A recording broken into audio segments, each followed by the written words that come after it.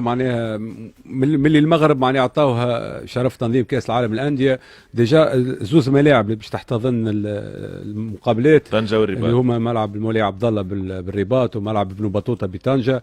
سكروهم الملاعب هذوكم، عاودوا ارضيه الملعب، عملوا تحسينات في الجرادان، في التوسكي، زادوا في المقاعد. معناها ديجا هما من قبل معناها ارضيه الملعب ممتازه، والبنيه التحتيه ممتازه. معناها لي فيستير توسكي كونيكسيون انترنت. تعرف فما كراس شروط ديما الفيفا معناها تلزم الانديه اللي باش تنظم انها تكون موجوده. ديجا موجودين هما، لكن قبل بشهر تقريبا وشهر ونص غلقوا الملاعب الاثنين. زوز فرق اللي تلعب الاتحاد طنجة والجيش الملكي يلعبوا خارج الملاعب نتاعهم، لانه خلاو الملاعب هذه مخصصه لنهائي كاس العالم للانديه.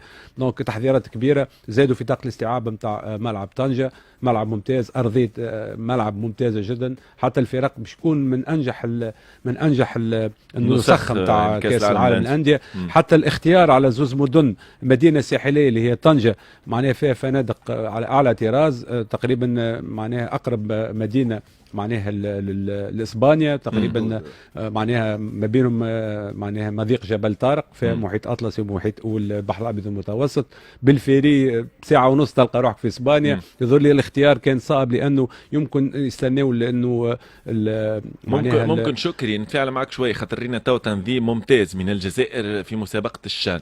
اللي تتفوق فيه المغرب على الجزائر هو الجانب هذا، السياحه، الجانب السياحي صحيح، والجانب السياحي وحتى اللوجستيكي كما قلنا. معناها القرب المسافه معناها بين طنجة واسبانيا. دونك حتى المشجعين تاع ريال مدريد يكون اسهل بالنسبه لهم، لانه تقريبا في كل مدينه موجود كراهبهم يجي ومرحبا بكم. كراهبهم، وفما لي فيري براتيكمون كل ساعه، وفما زاد الفنادق على اعلى طراز، كيف الرحلات الجويه براتيكمون على مدار ال 24 ساعه موجوده. فما مطار في طنجة، مطار في الرباط، مع الرابط بين زوز مدن. عندك البراق قطار السريع اللي هو يربط بين الرباط وطنجة تقريبا يحب ساعه ونص باش تخلط. معناها تنجم تتفرج في زوز مقابلات في نفس اليوم. دونك الامور هذه الكل خليت انه المغرب يظهر لي بعد النسخه اللي نظمها المغرب واللي كان فيها الرجاء معناها من الابطال، لانه ما فازش بها لكن وصل للدور النهائي. دونك خذاو على عاتقهم انهم تكون النسخه هذه الافضل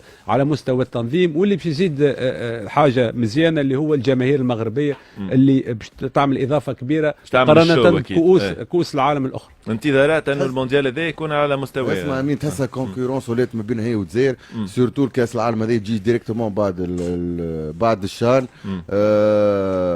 الحقيقه معناتها باش يعملوا افتتاح حسب ما يحكيوا طياره برشا، بيجيبوا المغني رضوان ومعاهم مغنيين مغاربه يحبوا يوريوا زاد التاريخ نتاع المغرب في الافتتاح، الثقافه المغربيه والتاريخ والارث المغربي. والحقيقه نجحت المغرب وقت اللي فوزي بنزرتي مع الرجاء، نجحت في تنظيم كاس العالم للانديه.